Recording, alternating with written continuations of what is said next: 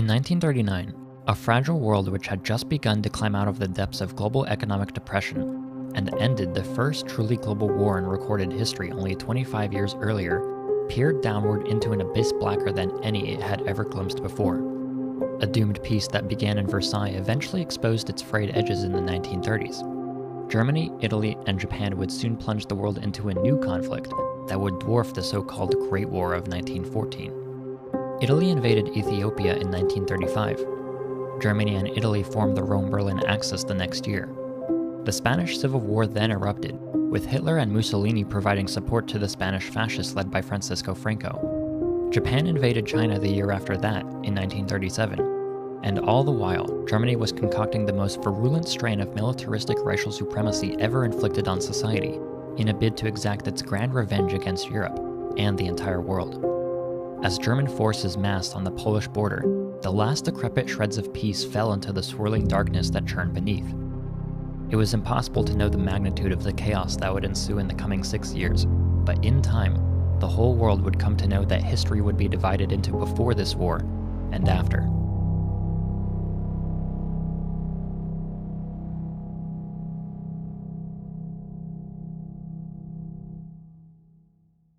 On September 1st, 1939, Germany invaded Poland, signaling the outbreak of war in Europe. By September 3rd, France, the United Kingdom, Australia, and New Zealand had declared war on Germany. The alliance was joined later that week by South Africa and Canada. But by October 6th, Poland was German territory. After Poland, Germany targeted Denmark and Norway, which both fell within 2 months. Germany then immediately set its sights on France, which it flanked by first sweeping through Belgium, the Netherlands, and Luxembourg. On the 10th of June, Italy invaded France, and Germany marched into Paris 4 days later. The Allied forces retreated from the continent at Dunkirk, and Britain was next in Germany's crosshairs. The Battle of Britain ensued in July 1940, when the United Kingdom, led by newly appointed Prime Minister Winston Churchill, was attacked by German air forces.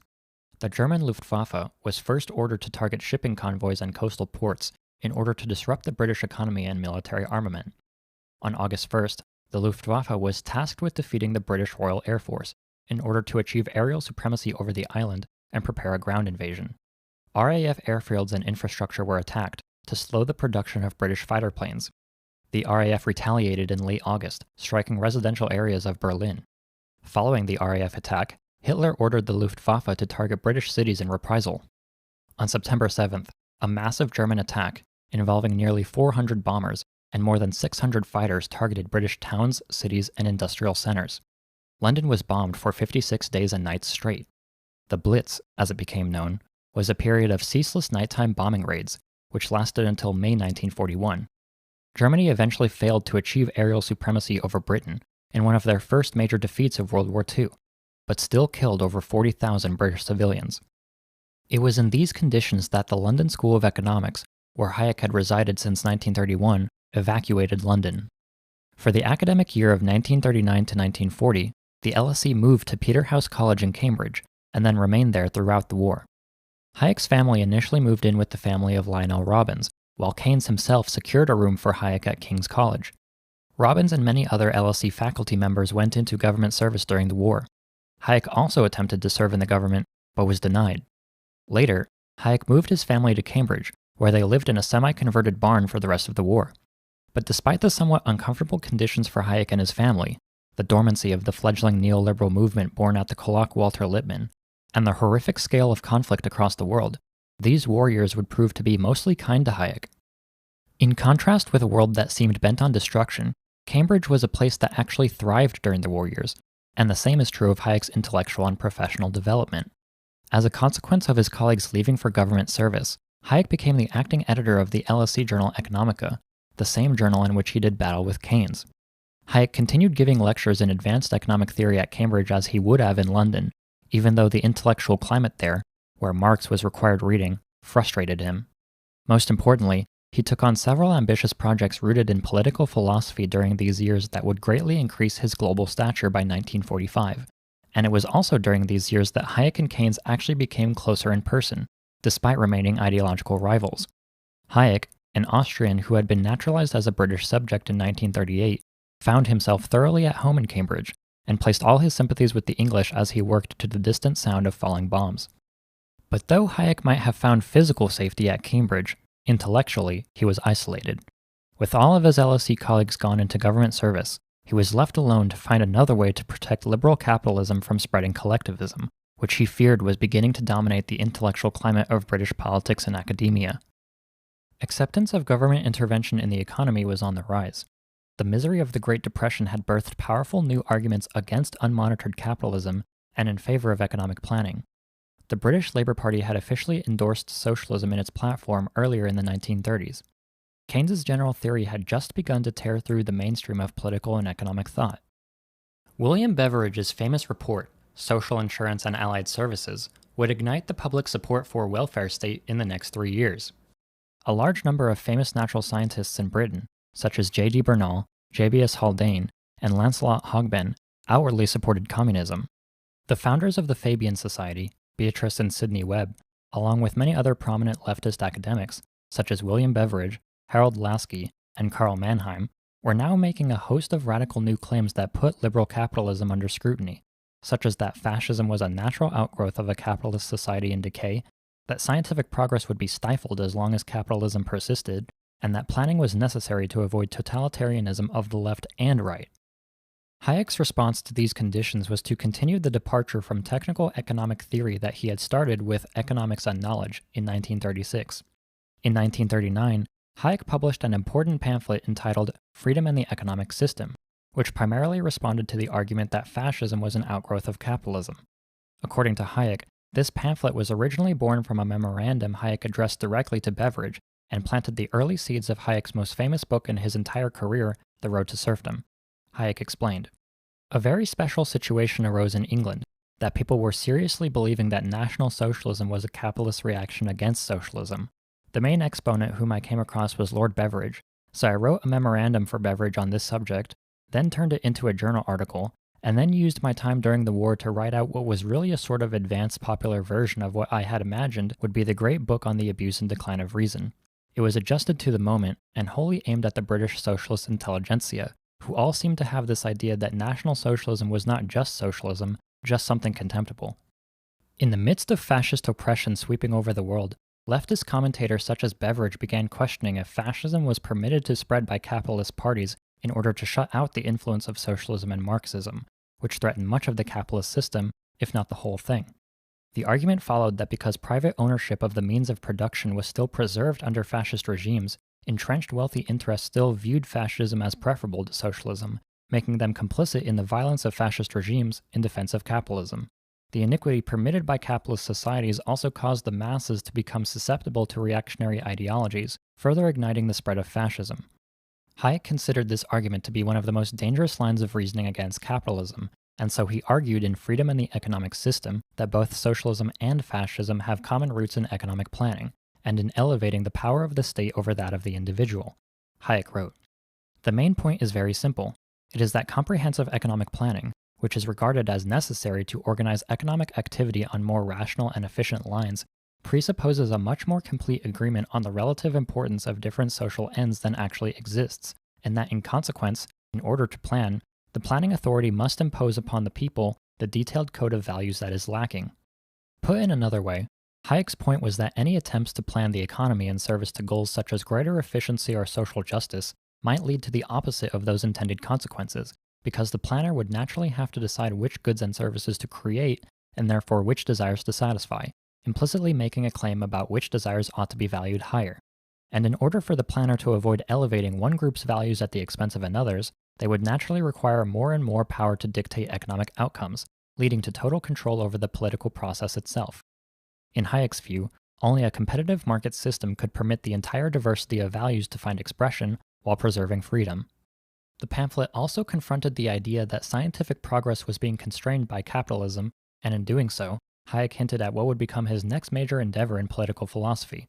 Hayek wrote, "It would be interesting, but it is not possible within the space available, to show how this belief is largely due to the intrusion into the discussion of social problems, the preconceptions of the pure scientist and the engineer, which have dominated the outlook of the educated man during the past 100 years. This argument, that the social sciences had been infected by an erroneous conception of reason that overestimated what reason can actually accomplish became the focus of a bold new treatise Hayek began at Cambridge, which he called the Abuse and Decline of Reason Project. The project was an enormous undertaking that Hayek worked on for almost the entire duration of World War II. Hayek initially intended to divide this work into two parts, which he called Hubris of Reason and The Nemesis of the Planned Society, and the completed work was meant to demonstrate how false conceptions of individual rationality, originating in France and Germany in the 18th century, had led to modern socialism's view of individual reason as powerful enough to plan and engineer all of society. This, Hayek argued, was inferior to true rationalism, originating in England and Scotland, which emphasized the relative insignificance of individual reason and the absence of deliberate intention behind complex phenomena. Whereas socialists believed enlightened individuals could deliberately plan a just and equitable society, Hayek believed that the spontaneous collaboration of free men would create a society greater than their individual minds could ever comprehend. Ultimately, however, The Abuse and Decline of Reason would never be published in its originally intended structure. Instead, excerpts were published separately in a variety of different forms, including 6 articles published in Economica between 1941 and 1944, which were later collected and published as The Counter-Revolution of Science, Studies on the Abuse of Reason in 1952. It was in these writings that Hayek coined the term scientism, or the mimicry and fetishization of science without respect for real scientific procedure. The final section of Hayek's grand work, originally titled The Nemesis of the Planned Society, is what eventually became The Road to Serfdom. The Road to Serfdom, first published in Britain in March 1944 by Routledge Press, is quite possibly the most important document there is for understanding the origins of modern neoliberal capitalism. It greatly extended all of the arguments Hayek first made in Freedom in the Economic System, and with even more force. It continued to counter the claim made by the leading leftist intellectuals in Britain that fascism was the product of discordant capitalism. It also aimed to demonstrate that just as socialism could never match the spontaneous order of a competitive market system, it also could never protect liberty as well as a competitive liberal society paired with a strong state that valued the rule of law.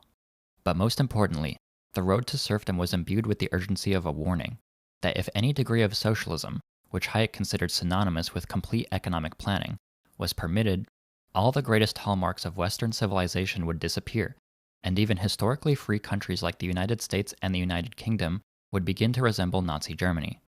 Hayek wrote in The Road to Serfdom, "We have progressively abandoned that freedom in economic affairs without which personal and political freedom has never existed in the past.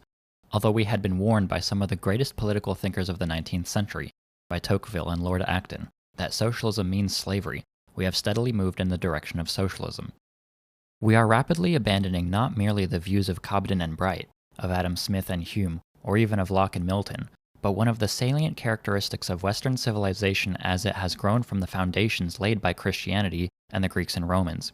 Not merely 19th and 18th century liberalism, but the basic individualism inherited by us from Erasmus and Montaigne, from Cicero and Tacitus, Pericles and Thucydides, is progressively relinquished." On the topics of competition and planning, Hayek wrote, "Economic liberalism is opposed to competitions being supplanted by inferior methods of coordinating individual efforts. Competition is superior not only because it is in most circumstances the most efficient method known, but even more because it is the only method by which our activities can be adjusted to each other without coercive or arbitrary intervention of authority. The increasing veneration for the state, the admiration of power, and of bigness for bigness' sake, the enthusiasm for organization of everything, we now call it planning, and that inability to leave anything to the simple power of organic growth are all scarcely less marked in England now than they were in Germany." On the topics of capitalism and democracy, Hayek wrote, "It is now often said that democracy will not tolerate capitalism. If capitalism means here a competitive system based on free disposal over private property, it is far more important to realize that only within this system is democracy possible. When it becomes dominated by a collectivist creed, democracy will inevitably destroy itself. We have no intention, however, of making a fetish of democracy. It may well be true that our generation talks and thinks too much of democracy and too little of the values which it serves. Democracy is essentially a means, a utilitarian device for safeguarding internal peace and individual freedom. As such, it is by no means infallible or certain. It is largely responsible for the misleading and unfounded belief that, so long as the ultimate source of power is the will of the majority, the power cannot be arbitrary. Hayek was a believer in negative liberty, that the role of the state should be minimized and curtailed to the point of merely protecting its citizens and providing them access to markets, and as such, he accepted the existence of inequality as a necessary feature of society. Hayek wrote, "A necessary, and only apparently paradoxical, result of this is that formal equality before the law is in conflict, and in fact incompatible, with any activity of the government deliberately aiming at material or substantive equality of different people, and that any policy aiming at a substantive ideal of distributive justice must lead to the destruction of the rule of law. To produce the same result for different people, it is necessary to treat them differently. To give different people the same objective opportunities is not to give them the same subjective chance. It cannot be denied that the rule of law produces economic inequality. All that can be claimed for it is that this inequality is not designed to affect particular people in a particular way." In one of The Road to Serfdom's final chapters, The Socialist Roots of Nazism, Hayek explicitly linked the National Socialism of Nazi Germany with the intellectual history of economic planning, turning the tables on socialists who were connecting the dots between capitalism and fascism. Hayek wrote, "It is a common mistake to regard National Socialism as a mere revolt against reason, an irrational movement without intellectual background. If that were so, the movement would be much less dangerous than it is, but nothing could be further from the truth or more misleading. The doctrines of National Socialism are the culmination of a long evolution of thought, a process in which thinkers who have had great influence far beyond the confines of Germany have taken part. What, then, caused these views held by a reactionary minority finally to gain the support of the great majority of Germans and practically the whole of her youth? It was not merely the defeat, the suffering, and the wave of nationalism which led to their success. Still less was the cause, as so many people wish to believe, a capitalist reaction against the advance of socialism. On the contrary, the support which brought these ideas to power came precisely from the socialist camp. It was certainly not through the bourgeoisie, but rather through the absence of a strong bourgeoisie, that they were helped to power." Lastly, in The Road to Serfdom, Hayek laid the foundation for one of the core tenets of modern neoliberalism, that political freedom without economic liberty is impossible. Economic policies could not be merely contained within the economic sphere, and the choice to plan the economy or not would in fact have consequences for the whole of society. Given the stakes, the only option was to maximize economic liberty. Hayek wrote, "The authority directing all economic activity would not merely control the part of our lives which is concerned with inferior things. It would control the allocation of the limited means for all of our ends. And whoever controls all economic activity controls the means for all our ends and must therefore decide which are to be satisfied and which are not. This really is the crux of the matter. Economic control is not merely control of a sector of human life which can be separated from the rest. It is the control of the means for all our ends." Surprisingly, The Road to Serfdom never explicitly refutes the economics of Keynes, Beveridge, Marx, or the USSR specifically, even though the ideas contained within would later be wielded against all of these camps. The reasons for this are numerous. Though Hayek had intended to confront the ideas of Marx in The Abuse and Decline of Reason, this ended up being a section that he never managed to complete. And though Hayek considered the Soviet Union to be a grave threat to liberty following World War II, at the time of his writing, the Red Army was fighting against the Nazis, making them an unsuitable target. As for Hayek's omission of Keynes, the reason for this may lie in Hayek and Keynes' relationship during the war years. As we know, it was Keynes who accommodated Hayek at Cambridge when London was being incessantly bombed. The time that Hayek spent at Cambridge provided him and Keynes the opportunity to reach mutual respect, and even friendship. Keynes would return to Cambridge from his government service in London on the weekends, where he and Hayek would take shifts together watching for fires from the roof of King's College at night. In 1940, Hayek actually praised the pamphlet Keynes had written, entitled How to Pay for the War, in which Keynes included a suggestion by Hayek for a capital tax following the war. Hayek even ceased work on one of his own technical economic projects, the Pure Theory of Capital, in part because the second half would have criticized Keynes, at a time when Keynes was working to get Britain through the war without increasing inflation. In a moment of practical politics, Hayek was on Keynes' side. Hayek explained, "An attack on Keynes during the war years would have been against what I believed was right. I was grateful for his existence." Also surprisingly, but perhaps not, Keynes lauded The Road to Serfdom, despite the fact that he and Hayek were for the most part still intellectual rivals. Keynes wrote, "My dear Hayek, in my opinion it is a grand book. Morally and philosophically I find myself in agreement with virtually the whole of it, and not only in agreement with it, but in deeply moved agreement. See, Keynes didn't believe in complete economic planning either. Keynes responded to socialists and communists with the argument that an international world currency, the Bancor, and an international clearing union could protect global Keynesian capitalism from depressions, providing a world of peace and trade for all. In fact, this is exactly what he argued for at the Bretton Woods conference between world powers following World War II. Keynes didn't get what he wanted, mostly because the American delegate Henry Dexter White was able to secure more favorable conditions for the US instead. But he still viewed demand management capitalism as the best way to secure a good life for most people. He wasn't in favor of a socialist or communist solution that abolished private ownership of the means of production or permitted the government to completely plan the economy. However, Keynes's praise did come with some caveats. I come to what is really my only serious criticism of the book. You admit here and there that it is a question of knowing where to draw the line. You agree that the line has to be drawn somewhere, and the logical extreme is not possible, but you give us no guidance whatever as to where to draw it. It is true that you and I would probably draw it in different places. I should guess that according to my ideas, you greatly underestimate the practicability of the middle course. But as soon as you admit that the extreme is not possible, and that a line has to be drawn, you are, on your own argument, done for, since you are trying to persuade us that so soon as one moves an inch in the planned direction, you are necessarily launched on the slippery path which will lead you in due course over the precipice. I should say that what we want is not no planning, or even less planning. Indeed, I should say we almost certainly want more. But the planning should take place in a community in which as many people as possible, both leaders and followers, wholly share your own moral position. Moderate planning will be safe enough if those carrying it out are rightly oriented in their own minds and hearts to the moral issue. Keynes insisted that moderate economic planning could work if people understood the moral necessity of some economic planning and the moral hazards of complete planning or no planning. Hayek, on the other hand, simply didn't believe government or individuals were capable of finding a nuanced middle ground on planning without sliding down the path to complete totalitarianism. So, despite the fact that Keynes and Hayek were both capitalists who were not in favor of complete planning, Hayek perceived this latent threat of government domination in the ideas of all government interventionists, whether they were Keynesian or Marxist. Where Keynes saw a promising recovering society, Hayek and his followers saw resurgent totalitarianism, which had only just been defeated. While Keynes might have praised Hayek's political message, he reiterated to Hayek that the demand management policies currently working in the US and Britain should be preserved and expanded. He didn't view Hayek's economic ideas as necessary or even having much of a chance of catching on.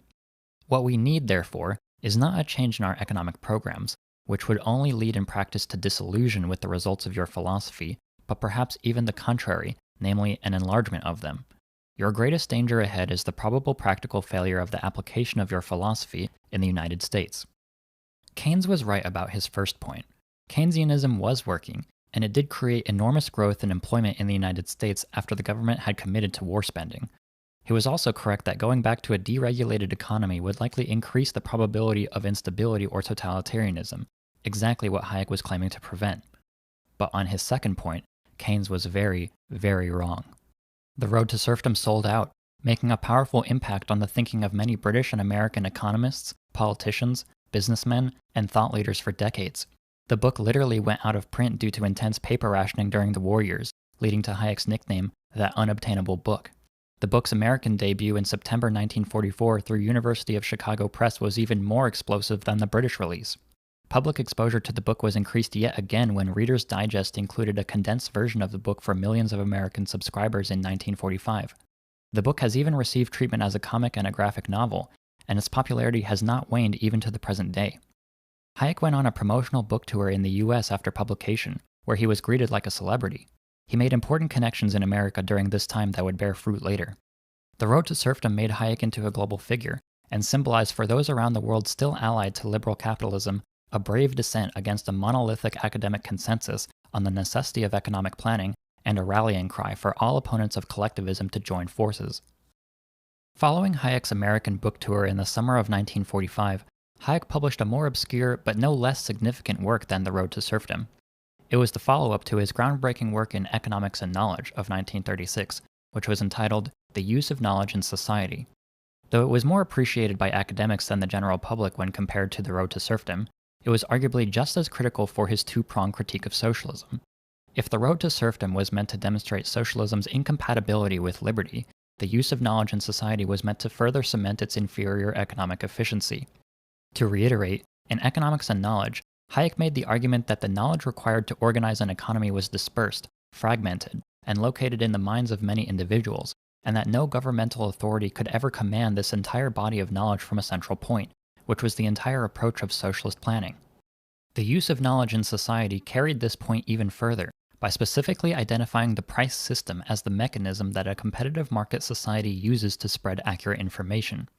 Similar to Adam Smith's conception of the invisible hand, the fluctuations of prices in a competitive liberal order were the transmissions that allowed individual participants in the market to understand what resources and ideas had value in the world without requiring the totality of information, and it was these hyper-efficient and automatic price signals that were conspicuously absent from any central planning approach that attempted to solve the entire calculation problem through a never-ending process of trial and error resource allocation.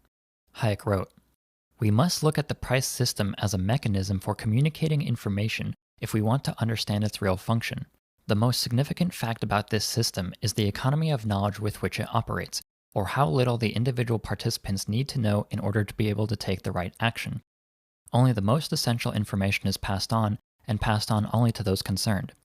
It is more than a metaphor to describe the price system as a kind of machinery for registering change, or a system of telecommunications, which enables individual producers to watch merely the movement of a few pointers, as an engineer might watch the hands of a few dials, in order to adjust their activities to changes of which they may never know more than is reflected in the price movement.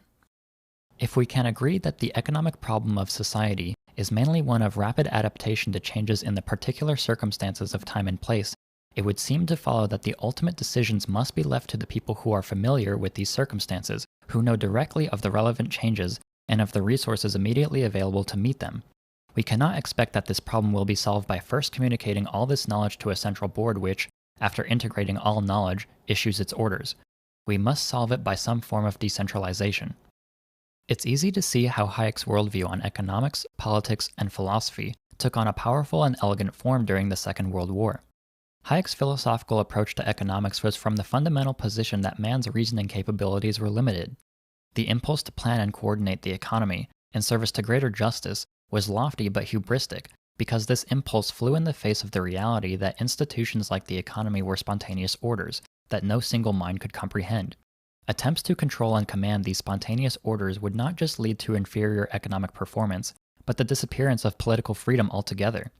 The only economic and political configuration capable of preserving liberty and democracy was a competitive liberal order protected by a strong state that would allow the market to carry out its primary function without interruption, to provide the widest possible latitude to every individual participant in the market without the intervention of authority. What's peculiar about Hayek's perspective is that it actually transcended the field of economics. It was a political vision for how society, information, and indeed the entire world ought to be structured, and it does a great deal for us in explaining the deeply held beliefs at the heart of neoliberal thought. Hayek considered the market as an unconscious and yet omnipotent arbiter of value that would maximize freedom and liberty by simply being accessible to all citizens, who could express their economic freedom through consumption, and their political freedom by whose ideas they financially supported. To Hayek, the only real political dangers were totalitarianism, collectivism, planning, and socialism, and the market was the only institution that could protect against them. Humanistic ideals such as democracy and social justice were at best already provided by the free market and therefore required no articulation, or, at worst, were much less necessary for the operation of a free society than economic liberalism. Hayek's logic was, if democracy and social justice had any value, then the omnipotence of price signals in a competitive market would indicate it. In truth, Hayek wasn't just providing a new economic policy like Keynes.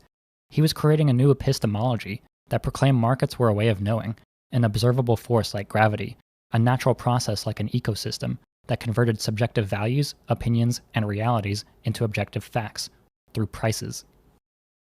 Following the road to serfdom, the use of knowledge in society, and the close of World War II, the early neoliberal movement finally emerged from hibernation.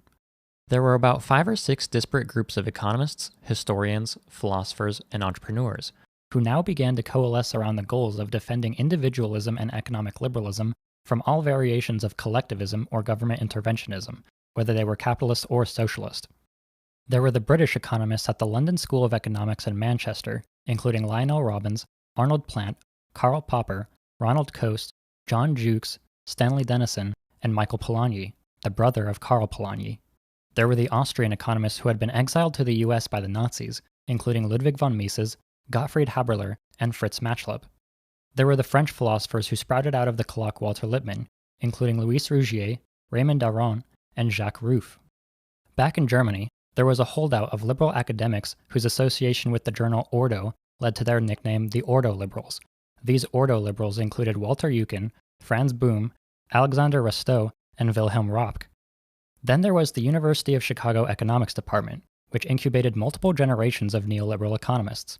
The foundation of the Chicago School, as it was called, was laid by Frank Knight, Henry Simons, Jacob Viner, Aaron Director, Theodore Schultz, and Lloyd Mintz. These elder academics brought up a second generation of the Chicago School, which included Milton Friedman, George Stigler, James Buchanan, Arnold Harberger, Gary Becker, Gordon Tullock, and Edward Levi. Buchanan and Tullock, along with William Riker, would go on to contribute significantly to the development of public choice theory, an important offshoot of neoliberal thinking which was based primarily in Virginia and Rochester. Outside of academia, a powerful group of American and British businessmen, entrepreneurs, and journalists who were deeply moved by the road to serfdom and vitriolically opposed to the New Deal and British welfare provided invaluable financial and ideological support to these neoliberal academics. Figures such as Albert Hunold, Leonard Read, Floyd A. Harper, Harold Luno, Henry Hazlitt, Lawrence Fertig, Lauren B. Miller, Jasper Crane, Edwin Fulner, Anthony Fisher, Ralph Harris, Arthur Selden, and Manuel Ayau each played important roles in increasing the power and prestige of neoliberal policy. They financially supported neoliberal research and conferences, erected a vast empire of free market think tanks that prolifically published neoliberal policy solutions, conducted aggressive outreach campaigns to influence the opinions of academics, politicians, and journalists, and poured accolades onto their own neoliberal allies through the establishment of their own insular network of research organizations and private universities. Hayek's writings placed him at the nexus of this new international movement, and he quickly set out to work organizing it. In 1947, Hayek convened the first ever meeting of the Mont Pelerin Society, which was meant to unite these disparate groups into an exclusive forum dedicated to the defense of individualism and economic liberty across the globe. The inaugural conference took place at the Hotel du Parc in the Swiss mountain village of Mont Pelerin from April 1st to April 10th.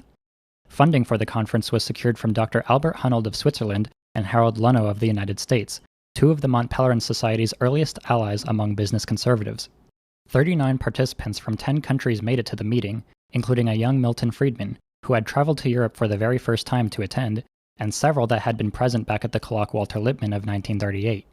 Some of the members present at this inaugural meeting were Mises, Popper, Knight, Friedman, Stigler, Director, Read, Harper, Hazlitt, Robbins, Röpke, Eucken, Denison, Hunold, Jukes, Machlup, Miller, and Polanyi. Though the Mont Pelerin Society framed its activism as a defense of classical liberalism, in practice, the society set out to hone a new conception of liberalism that answered the rallying cry of the road to serfdom and fought off the state interventionist ideas of Keynes, the U.S. New Deal politics, Britain's social democracy under Clement Attlee, and the centralized state planning theories following the Marxist tradition. The term neoliberalism, which had been coined at the colloque Walter Lippmann, was preserved by the Mont Pelerin Society for having the distinct benefits of distancing itself from laissez-faire forms of capitalism and acknowledging that a strong state that protected competition would have to be won through a coherent political strategy. Of course, Hayek wasn't the only major influencer present at the inaugural conference. Along with The Road to Serfdom, two other books, Bureaucracy by Ludwig von Mises and The Open Society and Its Enemies by Karl Popper, had formed the opening salvo of neoliberal thought between 1944 and 1945. Mises made the arguments that governments were dominated by a stifling bureaucratic mindset and could never be as efficient or as innovative as private interests incentivized by the profit motive. Popper, on the other hand, criticized authors from Plato to Marx for their historicism, or their insistence that history had an inevitable destiny of revolution and utopia. But just as in the colloque Walter Lippmann, there were divergences in thought even between these early neoliberal writers, with Hayek and Mises again forming the core of the most market-centric variation of neoliberalism possible.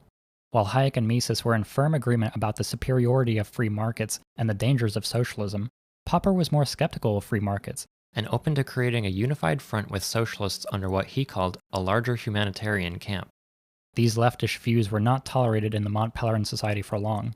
Mises is famously remembered for standing up during a discussion on progressive income taxes and exclaiming, "You're all a bunch of socialists."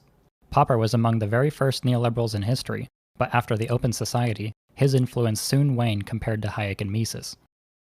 At the first meeting of the Mont Pelerin Society, the group was tasked with approving a statement of aims that would affirm their common convictions on which the work of the organization would be based. Though it went through multiple drafts plagued by controversy and bickering within the group, it was Lionel Robbins who, in the end, produced the final draft of the Mont Pelerin Society's Statement of Aims, which reads like so. The central values of civilization are in danger. Over large stretches of the Earth's surface, the essential conditions of human dignity and freedom have already disappeared. In others, they are under constant menace from the development of current tendencies of policy.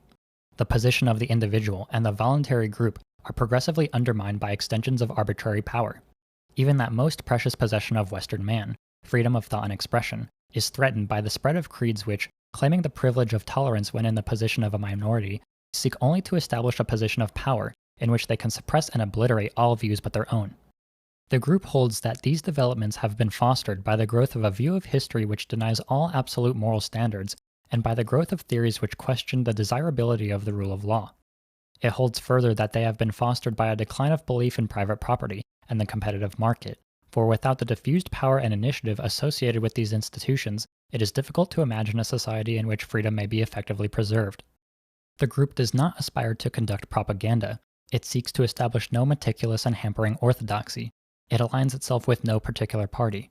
Its object is solely, by facilitating the exchange of views among minds inspired by certain ideals and broad conceptions held in common, to contribute to the preservation and improvement of the free society.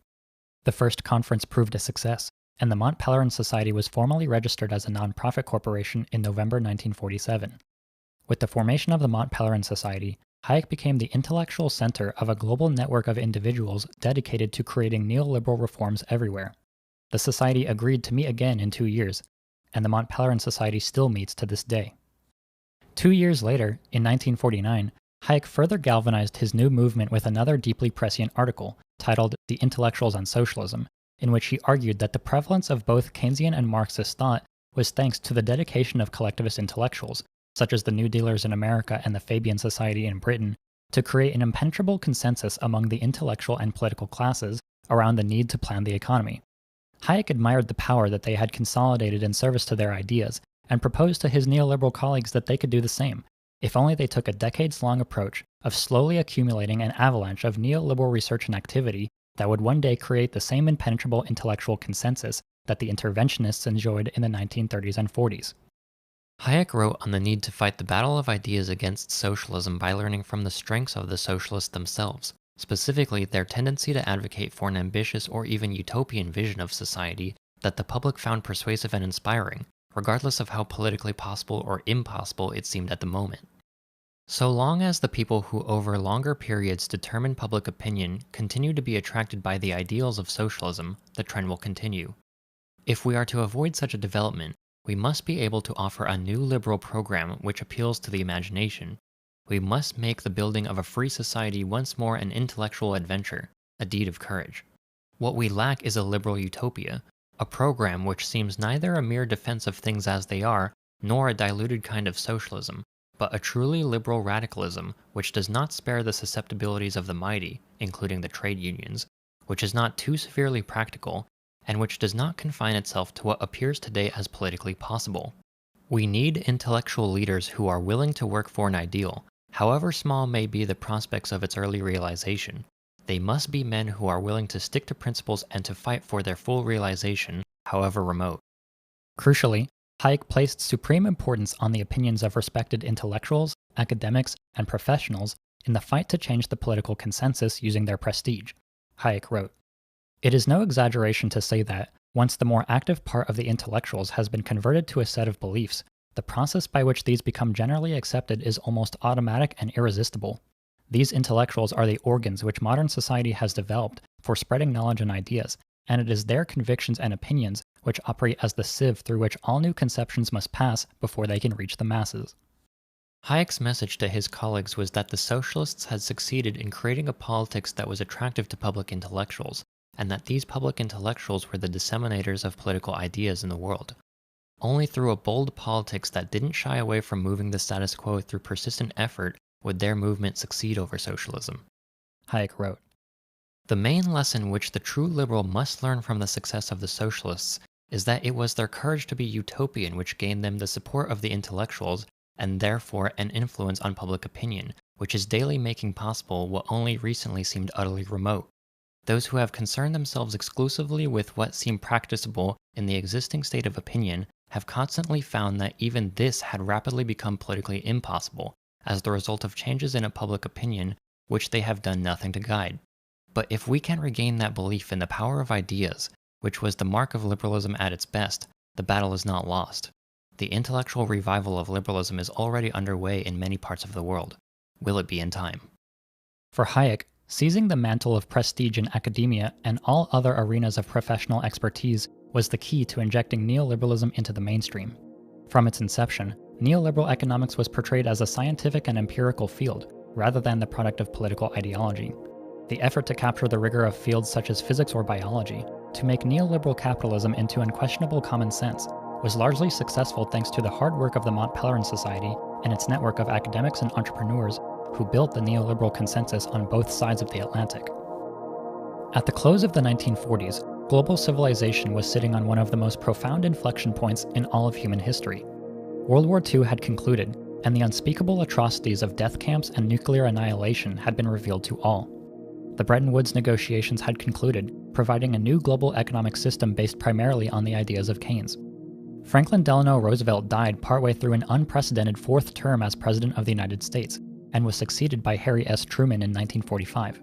Clement Attlee was victorious over the uber-popular wartime Prime Minister Winston Churchill that same year, leading to a flurry of welfare and nationalization policies in Britain. Much, but not all of the world, was about to experience unprecedented prosperity under embedded liberalism, and the ideals of social democracy had never been more ascendant. However, the truth was that the post-war consensus was far from safe.